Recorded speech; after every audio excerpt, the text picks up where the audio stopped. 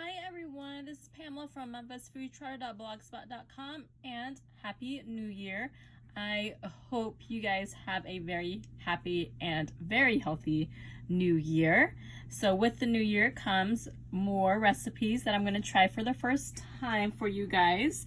And this one is going to be a vegetarian version of a lobster roll. Now I know lobster rolls are traditionally like a summer sort of food item. However, why wait? You know, if anything we've learned from, or I've learned from this past year is, stop waiting for things, just do things that you want to try and do.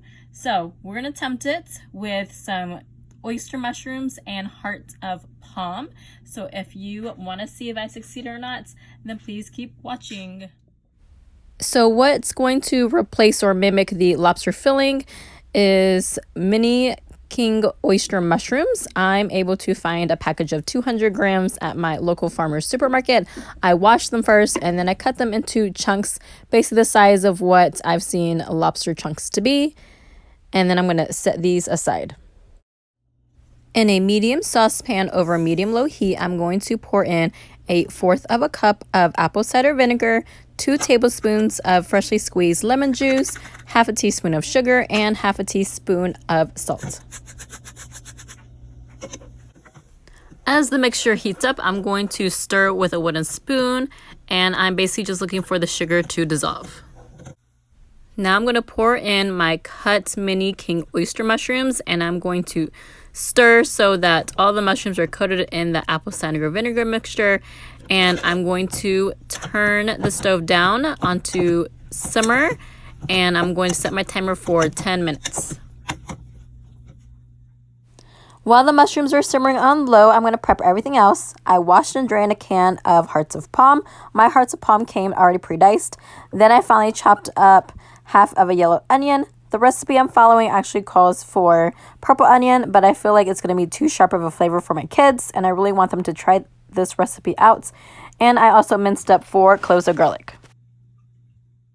So I tasted one of the pieces of the marinated oyster mushrooms, and it still had that vinegar taste, which made it, kind of sour. So I thought I would wash and drain the mushrooms as best as possible.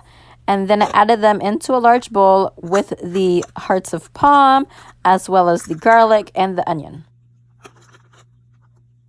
2 teaspoons of dill, 1/3 cup of mayonnaise. I'm using Japanese mayonnaise. 1 teaspoon of Old Bay seasoning, 1/4 teaspoon of paprika, some cracked black pepper, a little sprinkling of salt, and finally about 2 to 3 tablespoons of chives. I'm going to mix everything together and make sure everything is coated in some of that mayonnaise, and then I'm actually going to put saran wrap over this and put it in the fridge to chill while I toast up the bread. The fanciest bread I could find was this bread called Authentic French Brioche Hot Dog Buns, and I'm going to preheat my toaster oven to 375 degrees.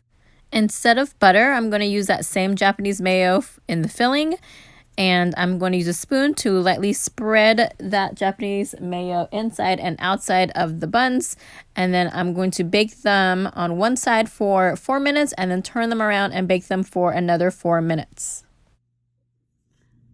So here I have dressed up my vegetarian lobster rolls with just some broken pieces of kettle potato chips.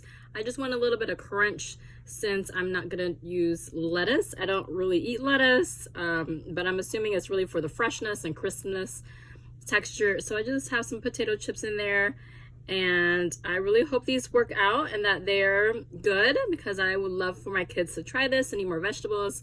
We all tried one real lobster roll from a pretty famous food truck, and so they loved it, but I can't, my teacher budget does not allow for real lobster rolls, so hopefully this will be good enough.